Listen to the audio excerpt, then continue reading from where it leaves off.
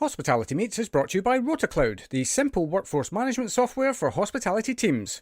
RotaCloud lets you create and share rotas, record attendance, and manage your team's annual leave, all in less time than it takes to make a brew. It can also make life easier for your staff, allowing them to check their rotas, request holiday, and even pick up extra shifts, all through the RotaCloud mobile app. Start your 30-day free trial today by visiting rotacloud.com/Phil and find out how much easier managing your team can be. Welcome to Hospitality Meets with me, Phil Street, where each week we take a light-hearted look into the stories and individuals that make up the wonderful world of hospitality. Today's guest is the Epic Shereen Ritchie, CEO of everyone's favourite sweet treat, Buns from Home.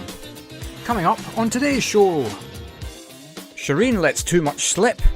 I hope my mum doesn't hear this because there's so much she still doesn't know. Phil describes his musical talent.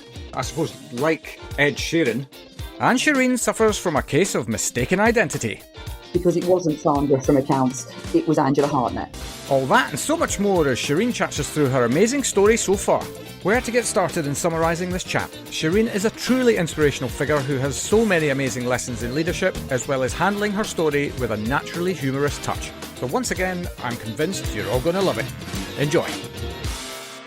And by God, am I giddy today because I welcome to the show Shereen Ritchie. Thank you so much for having me. I'm very excited. Fantastic. How are you? I'm really good, thank you. Living the dream. Work is keeping me busy, and when work isn't keeping me busy, my two children are. But no, I am buoyant and positive, and as I say, super happy to be here. So Phil, thanks so much for inviting me. My absolute pleasure. There's actually many reasons why I wanted to get you on the show. One of which is kind of the overriding one for me at the moment is that in the face of all the crap that's going on in the world is that you guys seem to be moving forward. And so I want to spread the word that business potential is still there. It's just a question of, I suppose, knowing who you are, what you want to do and how you're going to get there. Yeah, it's so important. And this is obviously the topic of conversation. I go to a lot of events. I get to meet lots of amazing leaders and people in our industry. And it is the topic. I think what's really important to identify is that within hospitality, you have different sections. So you've got your entry level, which I class as your sweet treats, your grab and go, then that leads into QSR, which then leads into your casual dining, which then leads into your high end. And I think what we've seen, and if you look at the 2008-2009 recession, for instance, if you've got money and you're going to these high end, sexy fish, bacchanalias, you will always have money to go to these places.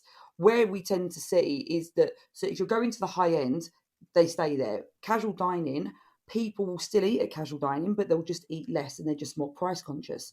And potentially, rather than going out to a casual dining restaurant and spending £80, they'll go to a Leon, for instance, and spend £35 and try and get the same energy, the same experience that they had, but just for less money. Or they will, as I say, do it less frequently. People that will go into a QSR potentially, again, will go less or bring in their own lunch. But people from QSR have people from casual dining move down, and sweet treats, people would always find time for sweet treats and for gifting and to feel good about themselves. So there's different sectors. So I'm in the sweet treat QSR grab and go space, which I feel is a good space to be in versus potentially some of the other challenging spaces. But also when it comes to growth, our units, if you don't know Buns from Home, actually, let me explain a little bit. Well, I was going to say, probably should tell the world actually what it is that you do. I probably should have started with that, Bill. Well, that was my fault. I just went straight into it. But yes, probably tell the world who you are and what you do. I'm CEO of Buns from Home. So Buns from Home was started in lockdown by our genius founder, Barney Goff. So he was a marketing manager when COVID hit, and he moved back in with his mum. And he had studied when he was 19 years old in Paris, patisserie for a year. So he'd never really done anything with this skill set. And when COVID hit, he was like, right, I've got all this time. I'm gonna bake. I love baking. I'm gonna use this skill that I've learned. So he started baking, and then he started sort of flyering his neighbours, saying, if you'd like some buns, have some buns. And George Osborne, who was Chancellor of the Exchequer at the time, lived a couple of doors down from him, and it was like his third or fourth customer, and started ordering buns, started taking them into Westminster. So we sort of say, Barney told his mum told the neighbours, and the neighbours then told the world, and it became this social sensation. And before Barney knew it, he was baking morning, noon and night. He was sleeping while the buns would prove, and he created this enterprise of this network of everyone buying buns off of him. So he borrowed some money off of his mum, and he got his first site in Notting Hill. And then it really went on from there. We now have 15 sites. So I joined the brand a year ago and we had 7 sites. Since then, we're now at number 15 and we've got a strong opening pipeline. So we sell all different types of buns: cinnamon buns, dessert buns, savoury buns, double baked buns. We have a core range of around 15 items.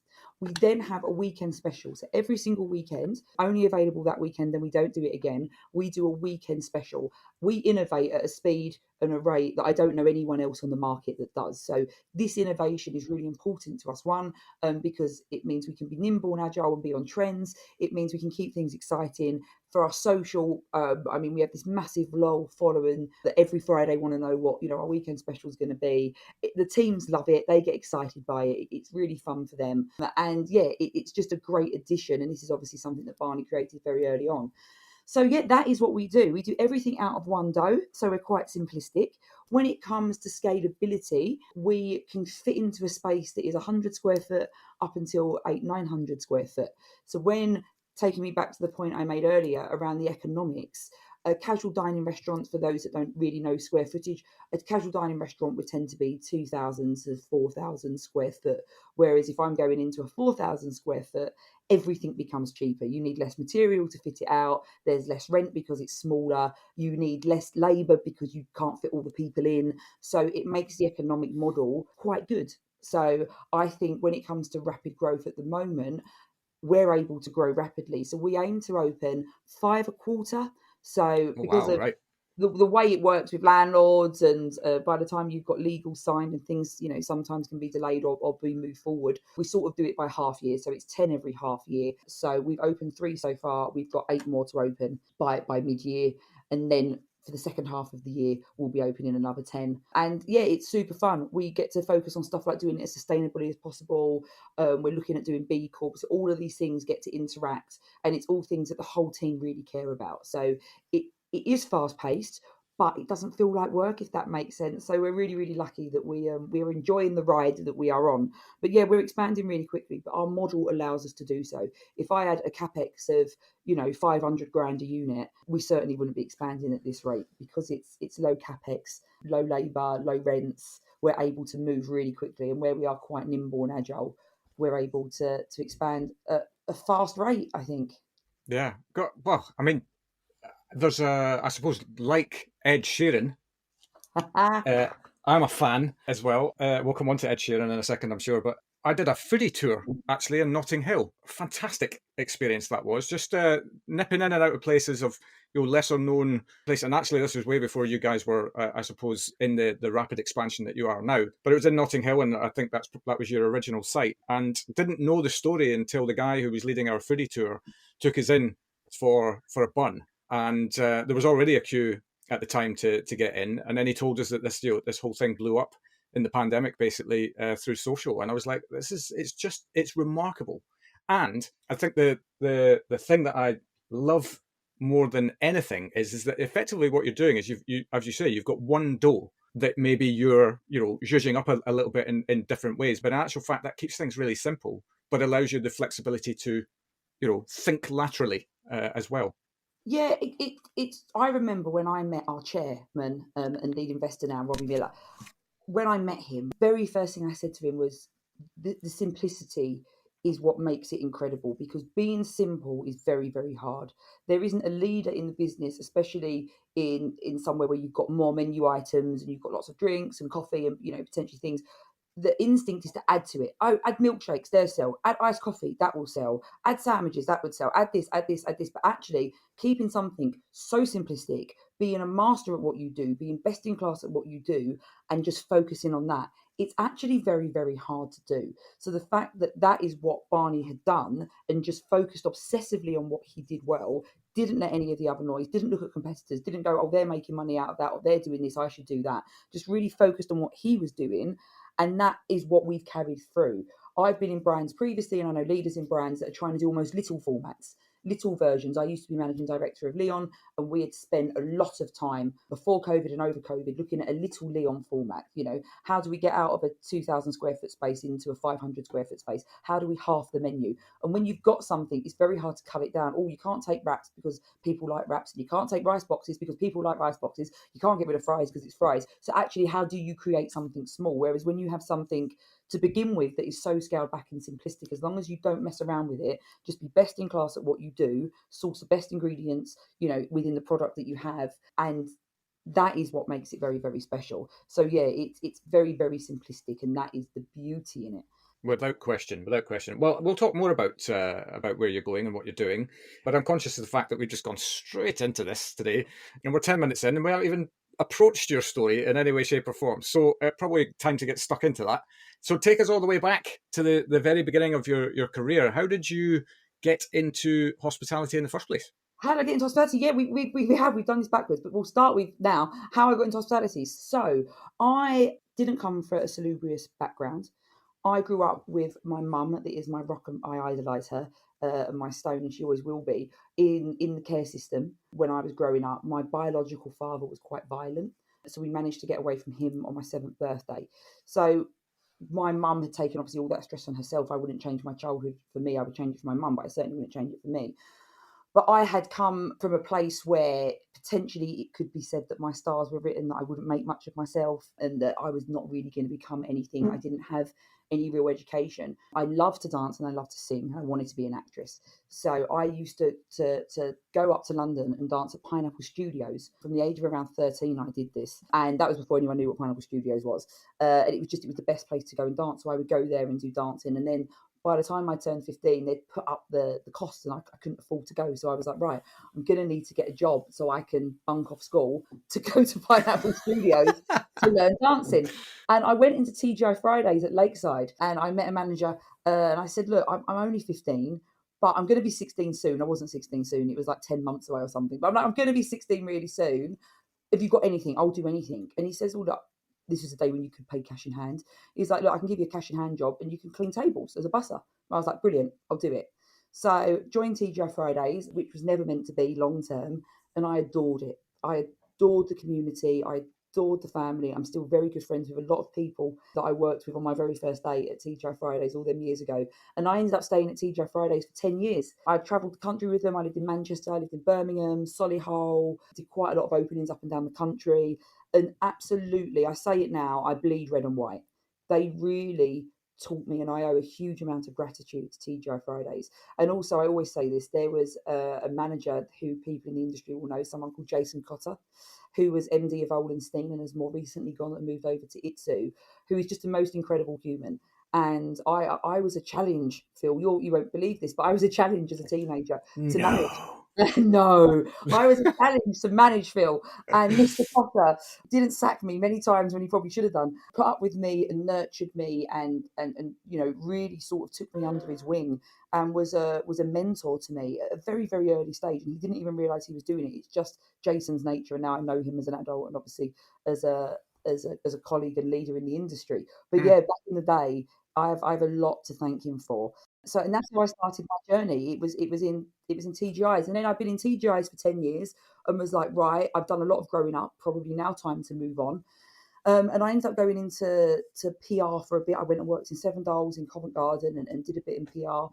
And then I moved over, got the opportunity to go and work for TfL on the Underground. So I actually worked for a subcontractor called Tube Lines, and I become a contracts director. So I worked there for 4 years. I did night shift.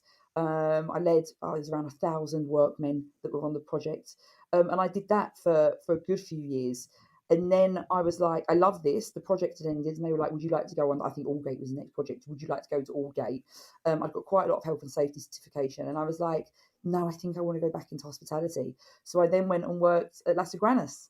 So I joined Lasagranus, was there for 5 years. I'd left about 18 months after the sale to CDG. And my journey with Lasagranus was amazing. I looked after London upwards. So I would fly to Scotland. I was in York, Harrogate, Liverpool, Manchester. So that was a regional role. Yeah, that was regional. So that was everything from London upwards. So that was great fun. And then I left to go to Leon. And I joined Leon, and what a whirlwind. I was there for 4 years. It feels like 14. And yeah, we went to America. We had 7 franchise partners that were all amazing. We did cookbooks. I put Leon into Sainsbury's with the team. That was amazing. Over COVID, we did Feed NHS and Feed Britain, which were 2 huge projects. Feed NHS lasted for the whole of COVID and, you know, quite a long time afterwards, to be fair. So, and Feed NHS saw us feed 101 hospitals over 12 trusts nationwide, and that brought together a lot of brands. I think there was over 50 brands in the end and leaders that were all working together to make sure we could get food and supply chain to the NHS and support the incredible work that they were doing. So that really was an experience. And it's strange because over COVID, there was a lots of talks and we were doing a lot to publicise, and try and support and help in any way we could. But I always said, rainbows come out of rain. It was a terrible time. I am a very optimistic person. I'm a realistic person, don't get me wrong, but I am an optimistic person. So I was always trying to look for the rainbows. And now I've ended up full circle at a brand that was born out of COVID. So I found my very own rainbow that was born in COVID, which is obviously Buns from Home. Yeah. Well, a lot to unpack here, for sure. I've been making notes as we go along because there's a few things I kind of want to explore. First of all, we kind of have to go back to TGI's because, I mean, obviously that was your hospitality grounding, I guess. Was that? I mean, that was obviously born out of a desire to get a job, basically. Was there a moment whereby you were in the role and you were developing with them where you started to think, yes, this is the place for, like, I have found my home now in terms of hospitality? Oh, 100%. 100%. I remember I would end up missing auditions to work shifts because I just wanted to work. I just wanted to clean tables. I then went on to be a host. I then was a dessert wheelie. I then did some expo in the kitchen and I was a bar back. Like, I think I did every single role within my first 3 years. And I just adored it. I adored the people. I adored the culture. And I realised it was something very, very special. And I think those years really moulded me and all the values that they used to have, things like swan theory and the Nike theory, just do it. And they're very famous for their braces and all of their badges. I still have my braces with all of my badges. And if you got a wow badge, which was walk on water, because you've done something to make a guest's day, like, that meant something. Getting awarded that badge, no matter how many times you got one, it really meant something. And the training was now I realize how amazing back in the day their training was. And there wasn't a bar manual in casual dining that isn't based off of a TGI Fridays bar manual. They were doing bartender competitions where the whole company would come together. People from America would fly over, and they really were setting me up for success in how to run a culture, how to lead a culture, and how to truly live it. I always turn around and say, in any business I've been on, values and culture are not something we write on a wall in a head office. I mean, I haven't even got a head office at the moment, so I couldn't even if I wanted to. You're in it at the moment. I don't even have a head office at Buns from Home. So, but if I had one, it isn't something that I could write on the office wall because that isn't what values and culture are. It's something that you live and breathe. And as I say, I've said it many, many times, I bleed red and white. And I a huge amount of gratitude to the leaders and TGI Fridays when I was growing up in it, because they really moulded me and taught me a lot of lessons and a lot of things that potentially I wouldn't have learned and I wouldn't have seen. And they definitely helped me develop to be a better version of myself. And I then also use that as a leader now, fast forward 25, 30 years, that I now have that responsibility. At the end of the day, it could have been viewed that I was just some kid that was from the wrong side of town working cash in hand cleaning tables. Not really that important, potentially could have been the view. And I think it's so important nowadays that when we look at entry level roles, these are potentially the leaders of the future. I am telling you now, Jason had no idea that I was going to become the leader that I am now. He had absolutely no idea. He looked after me and mentored me just because that's a human that he was, and he had a responsibility for me, and he just wanted to do his very best. And I take that now as a leader, and I take that responsibility seriously. At Leo and I had 2,500 people at one point, and I took that on. Those 2,500 people were my responsibility, and I had to make sure that through the business we did everything we could to emulate the experiences and improve on the experiences, that we see in hospitality that are great shining examples. We just wanted to be best in class. We just wanted to do right by people. And it isn't always that people have to stay in this industry. There are people that use us, they're studying to be doctors, and they have summer jobs with us. And that's a great thing for hospitality. You don't have to join hospitality forever.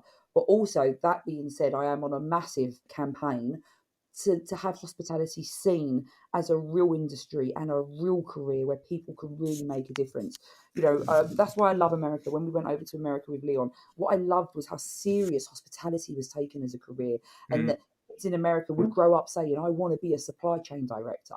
In this country, not so much. Kids don't turn around and be like, I want to be head of maintenance. It isn't necessarily something that is on their radar. And I just think hospitality is such an amazing place where you don't have to have an education.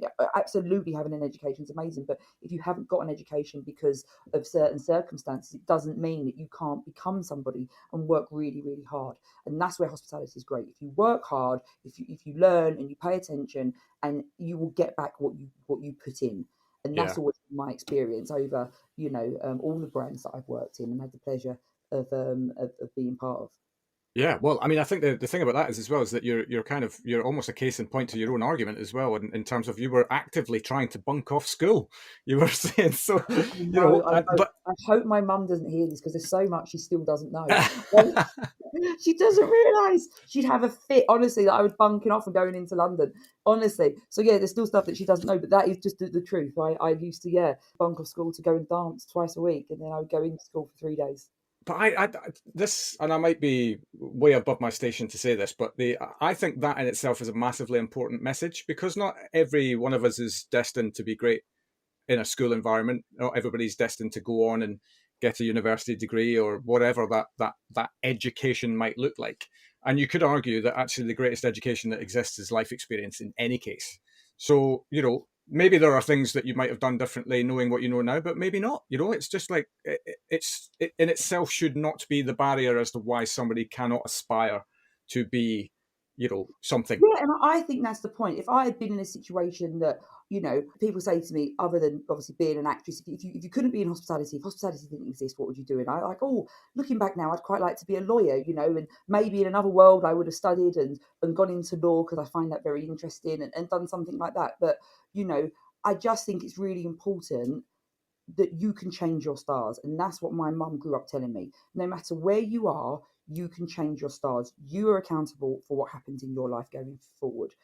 People say when there's trauma in life, some people are like, use that trauma to make you stronger. You shouldn't need to have trauma to make you stronger. I just want to make that clear.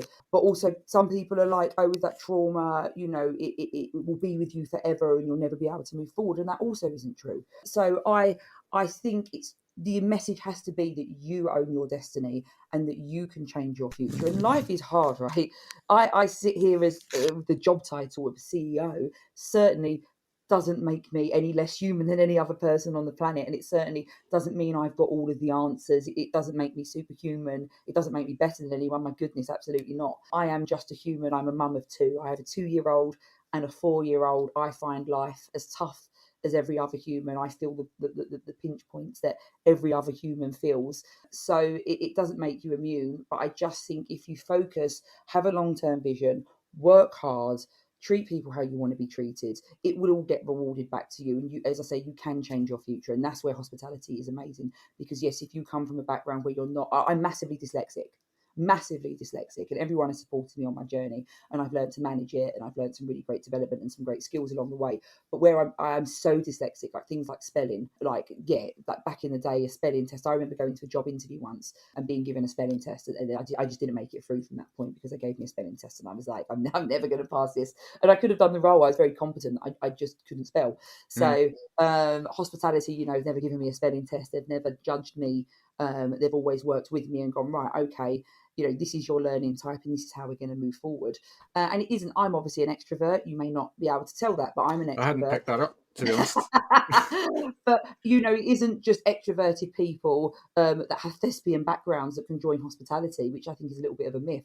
There are some amazing introverted people that are very analytical, very detailed, and they're not just in the finance part of the business. We've got some amazing bakers, and there is a skill to baking, and it's really technical at points, that are so technical, and they love it, and they just sort of go into the kitchen and you see them in their, you know, in their element. And I'm just like, this is brilliant that so many different types of people can come into hospitality and find a home. Without question. Sorry, you caught me with a mouthful of coffee in my mouth there. Thankfully, it was in my mouth. Yeah, no, absolutely, no doubt. I mean, this is one of the joys I think of the industry is that I think the perception sometimes is that, you know, you're either you're a waiter or you're a chef or you're a bartender, and that's pretty much it. But in actual fact, there's this whole raft of other stuff that, as you say, in this country, I just don't think is that well known. You know, like literally, you can think of any job in any sector and that job probably pretty much exists in hospitality somewhere as well. Yeah, it's really true. Like as you say, you have supply chain, finance, food, marketing, strategy, IT. Like it's a huge, huge part of our economy. I just don't understand why people don't put that together and go, oh, this is a, you know, this is a real career. This is something. I think we're getting better. I had the privilege of giving a lecture to some students at Guildford University about a month ago, and they were incredible. Like they are the future. And I was talking to them afterwards, and a few of them have reached out, and I look at it and I'm like, this is so amazing, and this is where like it's brilliant that they're going to university and they're learning so much, and they understand that also, you know, coming to do work experience and getting real life experience will just help, you know, hone their experience and their skill set. So that's really exciting as well. So I think it's getting better. But Yeah, yeah, it's just a shame that this country doesn't view our industry the way that some of us do. yeah. Yet Yet, we're on it. yeah, We we are are on on it. it. We are on a mission, and like there's some amazing, you know, charities out there. Only a Pavement Away, led by Greg Manham, which I think is an amazing charity, and he called it Only a Pavement Away because we are all only a pavement away. And I think the older you get and the more wisdom you get, you realise that life is hard and external things can happen, and we are all only a pavement away. Especially from my upbringing, I very much feel that's relevant to me, that my life could have taken a very different turn. I could have been in a situation where I've made some bad choices that would have led me down a different road. So Only a Pavement Away tackles homelessness, people that have been in the prison system, people that have been in the army, people that have suffered medical issues, like breakdowns, strokes, anything like that, by getting people into hospitality, and giving them a chance and giving them a chance to move on with their life. And I just think it's such a wonderful organisation. And it isn't just Only a Pavement Away. There are several organisations that do the same thing of trying to make a positive difference. And I think that's what makes hospitality so special, Mm. is that everyone in the world has a relationship with food, right? Everybody. Everyone has a memory, be it a birthday or a wedding or a celebration or Eid or Christmas or Easter or whatever it may be. Everyone has a relationship with food and a memory with food. So you can make, you know, joyous occasions, you can bring happiness by food. And I think people being part of that, it is stressful at times. You know, we all know hospitality can be quite stressful, but actually the swing to that is you get to see someone spend their 80th birthday with you, and you know that those photos are going to be around forever in that family, and you were part of that and you created those memories. So it is something that's very, very special. So although I say, you know, we don't save lives, and working with the NHS sort of really gave me an insight into another industry and another world, but what we do is important. Mm. I will still maintain that, you know, we said it, you know, during COVID, we almost become the fourth emergency service in trying to get food to everybody, because what we do in our industry is very, very important to everybody. I had somebody, I think it was Eddie Tanous from Rotana Hotels in the Middle East on the show, and he classified this as we might not save lives, but we definitely heal.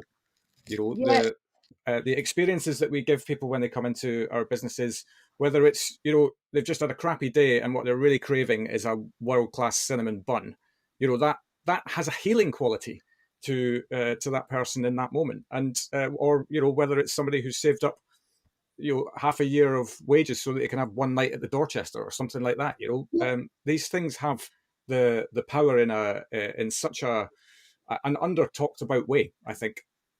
it is, and it's in part of, as you say, in all of our lives, and it's in different ways, and yeah, it just makes it very, very special. Mm. And there isn't a person on the planet, as I say, that won't have a food memory. Yeah, absolutely. Anyway, I've gone all Billy Connolly here, and just gone like back to your story.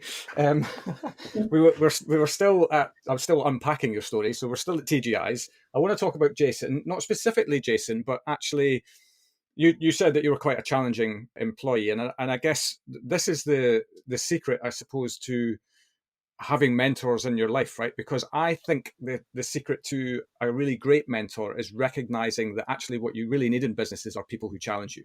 So, but it's then about honing the way that they challenge, and it sounds like you maybe had that with Jason in your early days.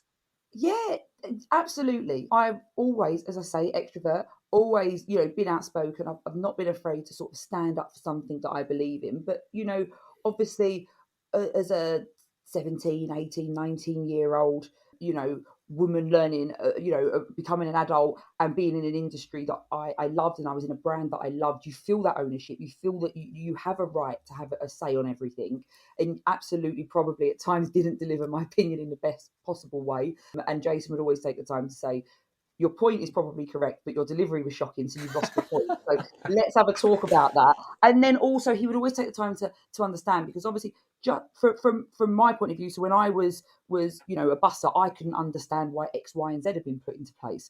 What I hadn't realised was the operational side of the business and how wide a business works. And Jason, rather than saying, that's just the way it is, Shireen, we're putting this process in, it's just the way it is, he would explain to me. And he would say, look, Shireen, this has got a P&L implication. I remember him explaining to me like what a profit and loss, what it meant and how it would run through. So I remember being 18 years old, and I understood how a P&L of a business roughly worked, because he would talk it through with me and why the decisions he would make. So I think he always gave me the why.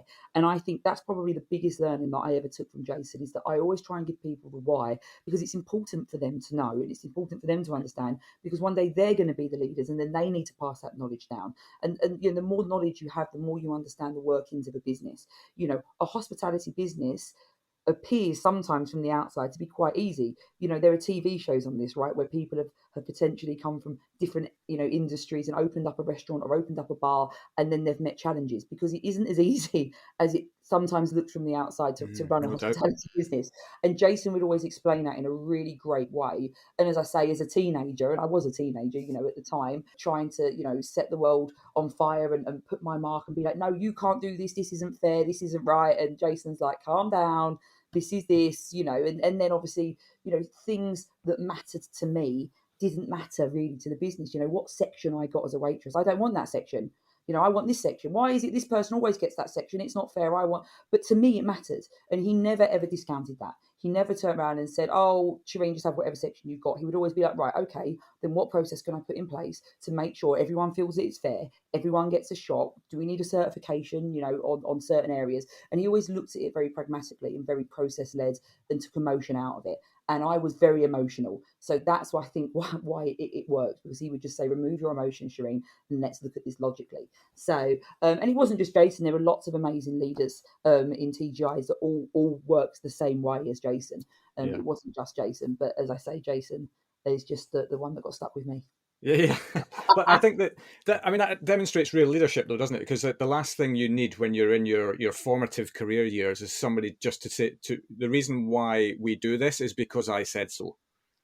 Like that's the thing that switches you off, right? That just, especially if you're one who likes to challenge and understand, and that this is the thing for me, is that it could be that time in somebody's career is so critical in terms of whether we keep them as potentially amazing employees or amazing people that can go on to do amazing things in the industry and beyond, or whether they get disillusioned quickly and go, well, they just mark the industry then with the same brush and go, well, this is not for me. I'm good. It's so critical in terms of how we move things forward.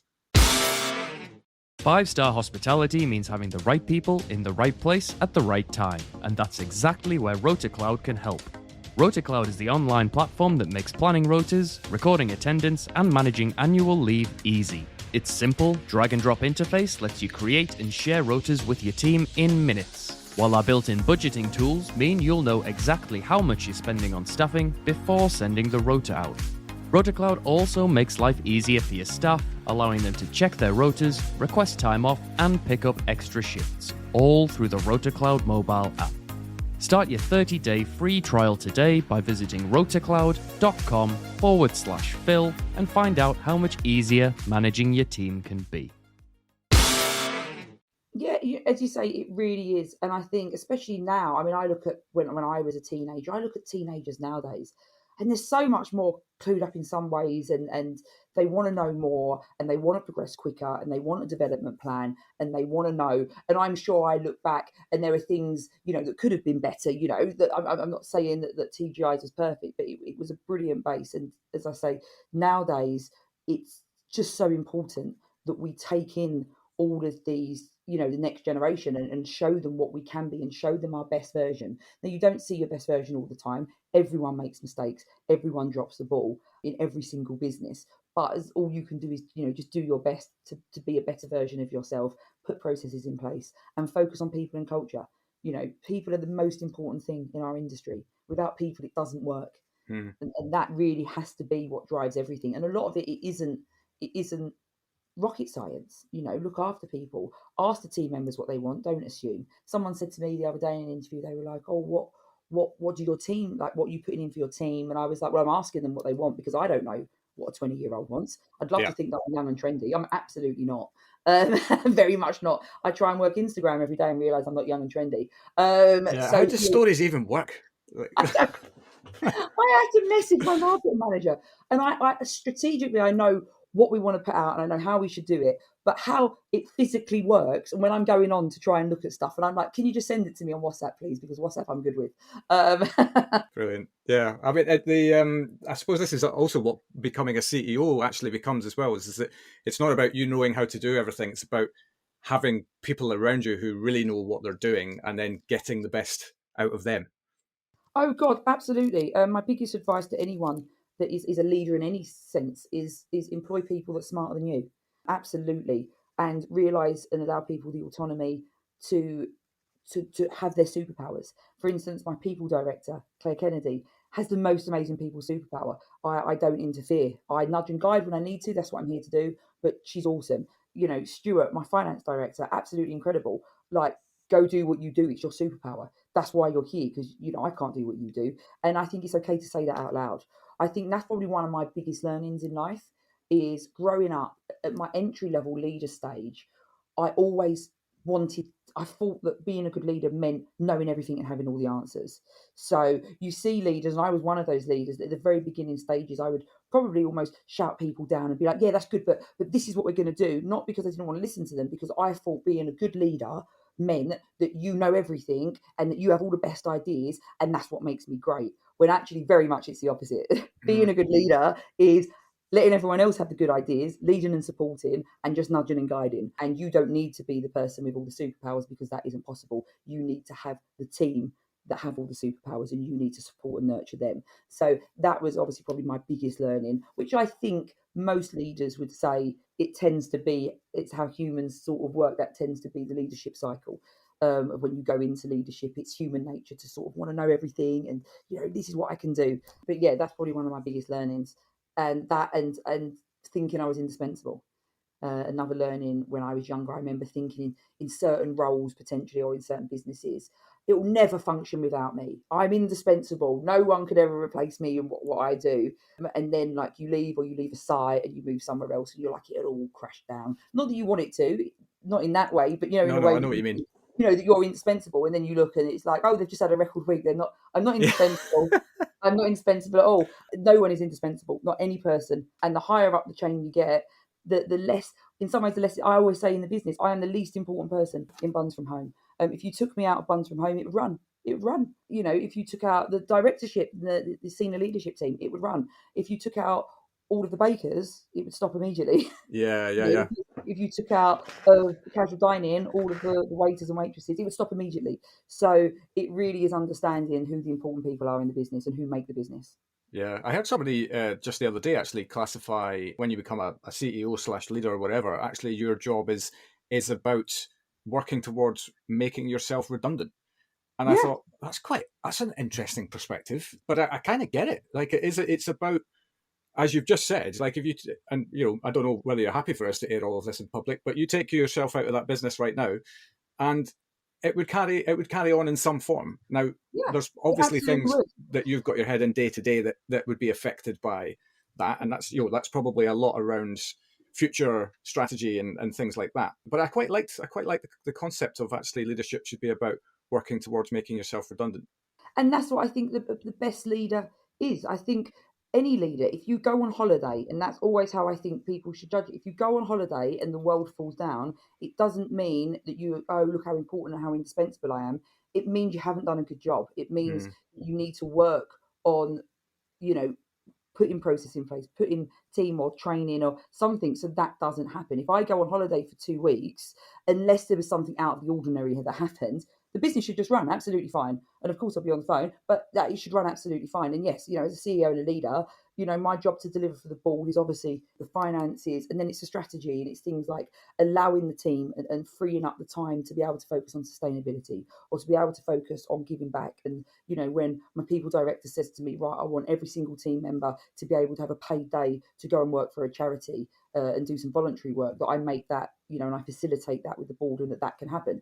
That's what I'm there to do. The team are there to they run the day to day. They are absolutely qualified and skilled, and that's the way it should be. Employ Yeah. people that are smarter than you. Yeah, absolutely. Right, back to your story again. TGI Fridays for 10 years. Just very quickly skirt over the roles that how you developed in that 10 years. What were the roles that you had? Oh, crikey. So I did, I think, every single role in TGI Fridays, it feels like. So I did bussing, hosting, expo, kitchen, pot wash, bar, management, NSO manager, NSO trainer. Yeah, I think that was it.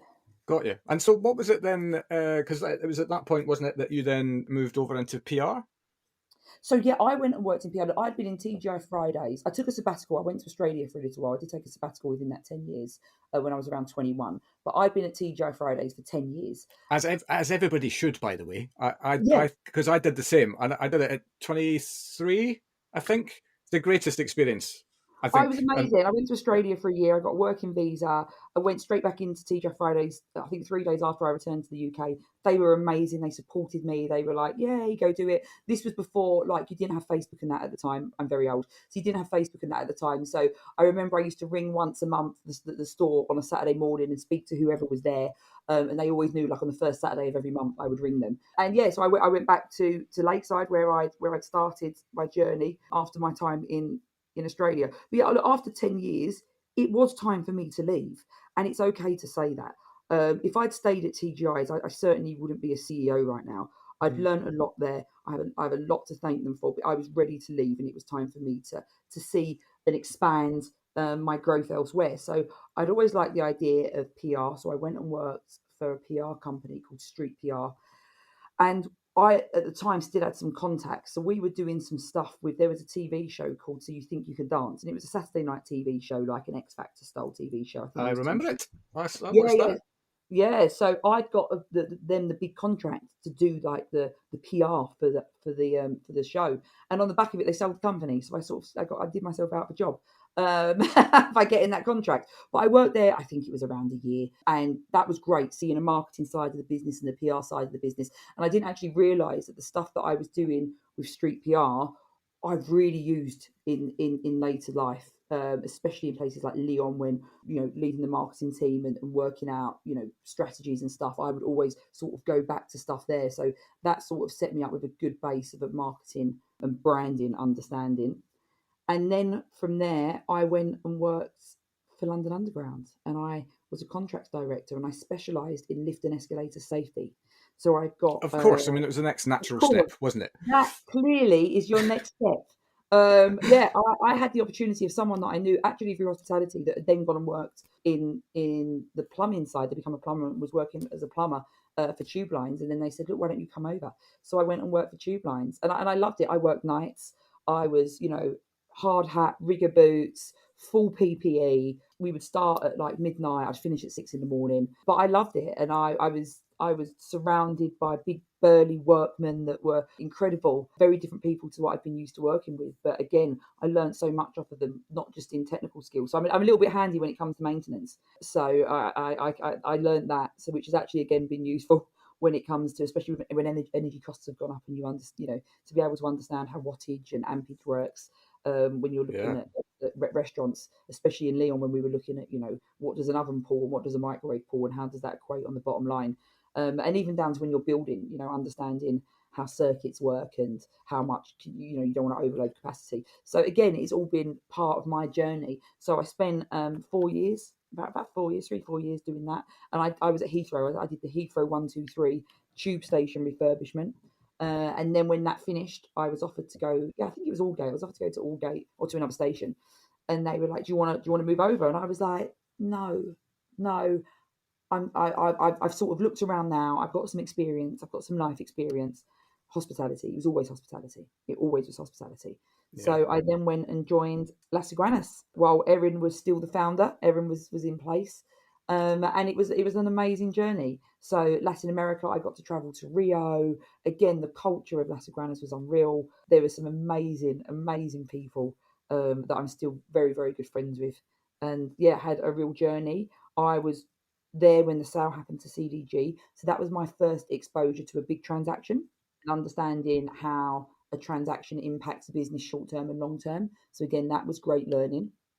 And I left 18 months after the transaction to CDG, and then I went to Leon.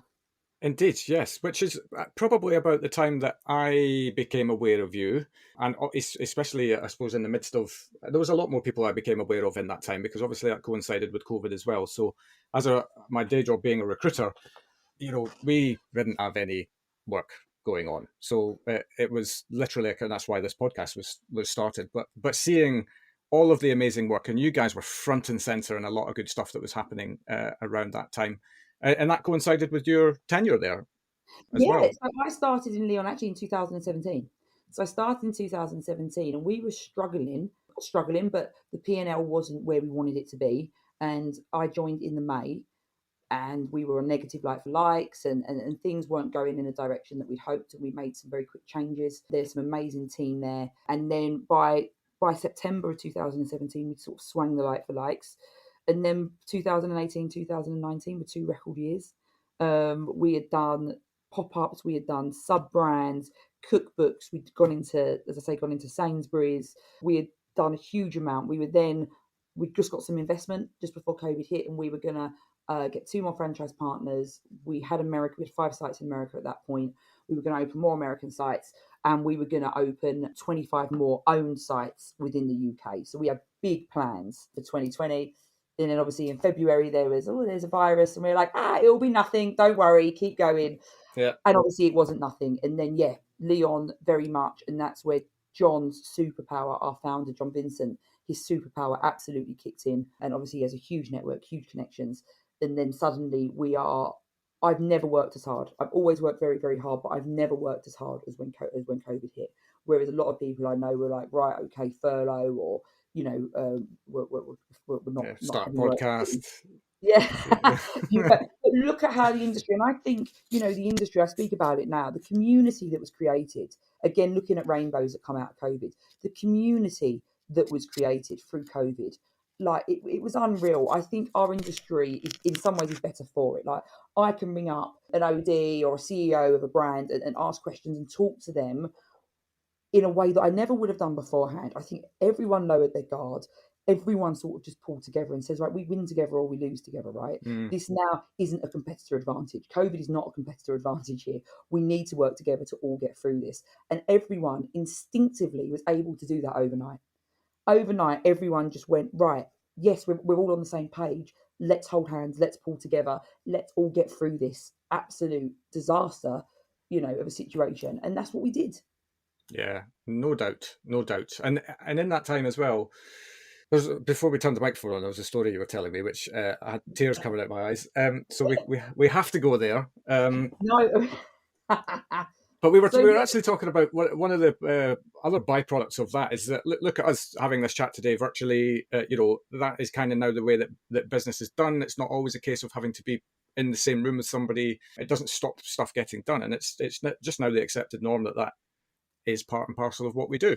And we were talking about that poor chap who was on the BBC News that time, and his child walks in the background with, and the roller, and then the nanny comes in, or his wife, and everybody's like, ha ha ha, that's hilarious. That's the sort of thing that never happens. And now it's the sort of thing that just happens. And you've got your own version of that story, I believe. I do have my own version. So earlier on into COVID, there was quite an important call put in People from government was on it. Matt Lucas was on it. Helen McCrory. God rest Is her Matt soul. Lucas important? Damien. Oh no, not important, but it was an important call that everyone was briefed on, and to say government was it, and it was a really important subject. It was about how are we going to raise money to feed the NHS? How are we going to make a difference? Because we're in a situation that people in the world, in the country can't get food. Food is rotting in other places. We've got restaurants all over the country with fridges full. How can we put this all together? And the public will want to help as well. How can we raise money? So it was a really important call, and everyone had been briefed, and everyone in Leon was briefed on when it was your time to talk. Someone from government had gone just before me, and as it was about to be my time to talk, my son at the time had just turned 2. Well, no, he was even 2 yet. But anyway, we were potty training him, and he walked in and he pulled his pants down and he weed all over my feet. So the camera's on me. I'm now sat where I am now, trying to have this conversation, and my son is just doing the longest known to man wee all over me. And So I'm trying to 4 game cups of face. coffee that morning. So yeah, I am game facing. So I'm trying to go through. And what I'm actually thinking is please don't cry, don't cry. And then he sits in it and he's splashing the wee. So it's like this big wee puddle that he's splashing, and he's rubbing it into my legs. He's rubbing it into the table. And I'm like, just keep going, Shireen. Just keep going. Don't engage. Just keep talking about what you're talking, and just get through. So yeah, that was something that I I remember, horrified at the time. But yeah, I can't be the only person, right, that has those stories, because I won't be. No, I mean, not in the same league, but we have a dog, and usually, as I learned very early on, if I'm talking to somebody, that's the time there she loves to come and say hello, and she'll just start whining down there, and I've got to, stroke her and all that. So now we shut the door on her, so she never comes in. She hasn't weed on my feet though, so you win with So that one. normally my kids run in. I was half expecting them to run in. Well, my boys at school, but I was half expecting my little girl to come running in. Everything is pepper, so screaming pepper at you, Phil, but that hasn't happened yet. So Yeah, bless. Yes, there's another story actually, and I don't know when this happened at the Katie's. at the at the Katie's. So yeah, I've been fortunate enough to be invited to the Katie's 3 times, and on this occasion, I had been invited to the Katie's by Chris Brazier, an amazing human that runs amazing events and the Casual Dining Awards. But I've been very, very fortunate. I've been invited, so sat down at the table, and we're right by the stage. So it's a huge, beautiful dining room, massive chandeliers, black tie event. And I'm sat right at the front. So I'm like, oh my God, I'm right at the front. This is amazing. Sat down, some people from the industry. So this was a few years ago now. This was just before COVID. This was the Katie's before COVID. So I think it was the first Katie's after COVID. I can't remember. But anyway, it's a few years ago now. Sat down, and I'm sat next to a lady, and I'm like, oh, I know you. We worked together at TGI Fridays. You was in accounts. You're amazing. So I'm chatting away. I'm like, how's your family? You've got 2 kids, haven't you? How are your kids? We're having the dinner. And she's talking to me, and she's telling me a little bit about her family, and then obviously the table's having discussion around the industry in the evening, and very generic conversations, and we're all getting on fabulously, and I'm drinking more and more, and it's a fabulous evening. And then at the very end, that's the awards is going. We're all clapping. We're all talking about how wonderful everyone is, and every now and then I'm making a reference to TGI Fridays and where we've all sort of come from. And then the gentleman that's hosting it gets on stage, and he goes, right, and the big award of the evening is the Lifetime Achievement Award. He goes, no, I just want a massive, and he does this big piece on who's won the Lifetime Achievement Award. And I'm like, oh my God, who is it? This is like the most incredible human. What amazing things they've accomplished. And he goes, can everyone welcome up Angela Hartnett to the stage? So everyone's clapping, I'm clapping. And then the lady sat next to me stands up and walks on stage, because it wasn't Sandra from accounts, it was Angela Hartnett. And that's why I recognised her. Because she had sat next to me for the whole dinner. The whole dinner. And I was horrified. I was horrified. I was like, oh my God, but absolutely how amazing that she embraced me and wasn't rude to me. And I vaguely remember later on that night, Gary Asher coming up to me going, yeah, that's Angela Hartnett. And me going, yeah, I realise that now. It isn't Yes. Sandra. Now I understand how I recognised her. Horrified, Phil. Brilliant. But there's so much humour comes out of moments of vulnerability, right? That's the thing that we should embrace that, because I just think humour is the greatest tonic for life, especially in the face of adversity. Oh, absolutely. You've got to be able to laugh. Like I say to my team now, as I say, we're growing rapidly. It creates some stress, right? Even though it's a simplistic model, it creates stress. And I say to them, guys, don't sweat it. You've got to enjoy the ride, right? There's things that we're worrying about today that you won't even remember. just enjoy the ride. If it isn't a big deal, don't worry about it. You know, Yeah. there's buns and coffee.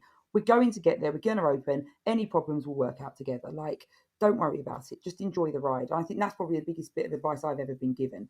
I went through a stage of my career of so focused on what comes next and where do I go next and what is a smart move for my career, and I need to get a mentor and I need to learn this and I need to, that someone says, look, that's great, but don't forget to enjoy the moment that you're in and enjoy the time that you're in. Don't wish it away, because the older you get, the faster it goes. And it's so true, right? The older you get, the faster it goes. God, isn't Enjoy that the the ride. truth? Yeah. Yeah. What's it? I said a saying on another podcast once upon a time, which was is that the journey is more interesting than the destination. But then I had to caveat that with, unless you're on like a long haul flight, right? Because that's the journey's a bit crap at that point. But no, that's wicked. Look, I feel like I could sit and talk to you forever, because I'm just a big admirer of your career and how you lead and all of these things. And I'll perhaps get you back on, because I think one of the things that you talked about was that you could deliver a masterclass in leading by inspiration. And I think that's very, very clear in the energy that you bring to what you do. It's out there for everybody to see. And who wouldn't want to get behind that? I mean, even from the outside looking in, I'm a massive fan. Oh, well, thank you so much. And as I say, for the brand, it's the team. And yeah, for me, I think I said it a little while ago for International Women's Day, I am not always everyone's cup of tea. I'm aware of that. I'm absolutely fine. But I made more out of my life by being Marmite than I ever did by being Jam. So embrace yourself, embrace everything about you, be a decent human, right? Have good morals and just try hard. And that's all you can do as a human. Just be kind. Hey. Yeah, that's the one right there. I actually nearly signed off without talking about Ed Sheeran. Ed Sheeran. Oh, we love Ed. Thanks, Ed. Honestly, Ed, love you. I mean, how amazing. I've had about 20 people message me. So if anyone that doesn't know, there is a site called Top Jaw. It's all over Instagram, where they ask people to rate their favourite different areas, favourite places to eat, favourite bakeries, and also most overrated. Now, we had been called out once or twice as overrated, unfortunately. We worked very hard so that isn't the case. But when Ed Sheeran was on Top Jar and he got asked what was his favourite bakery, he was like, Buns from home, they're amazing. And the presenter said, actually, I'm really pleased you said that, because they get a little bit of heat over overrated. And Ed was very kind in the sense of saying, look, sometimes people just want to hate on those that are doing well. And yeah, he bigged us up, and we're very grateful for his. He also didn't just use words. He didn't just use words. He gestures as well. He gestured as well, and was very supportive of Buns from home. And Ed, we absolutely adore you. We've dropped Buns to his team at Bertie's, and I'm like, reach out to Ed. Let's do something with him, because he's just awesome, right? He's just a nice guy. Yeah, absolutely. I mean, to get him on this podcast, because he's getting involved in hospitality stuff. You So need to get Ed Sheeran on the podcast. Absolutely. Yes. Do you hear that, Ed? If you're listening, I listen to you often enough. It's time you came and listened to me. Brilliant. Shireen, thank you so much for your time. I know that you're busy beyond words, but you have that massive, massive power in your story, and wish you guys all the very best in the next chapter. It sounds like it's super exciting. No, and thank you. Honestly, I'm so humble. Thank you so much for wanting to speak to me. Thank you. You're very welcome. Have a good one. Cheers. Bye. And there we have it. I was beyond thrilled to get some time with Shireen. What a journey she has, with so many wonderful takeaways. And Ed, if you're listening, we'd love to have you on to talk about buns and hospitality. We'll be back as usual at 8 p.m. next Wednesday, but until then, have a great week, and we'll see you then.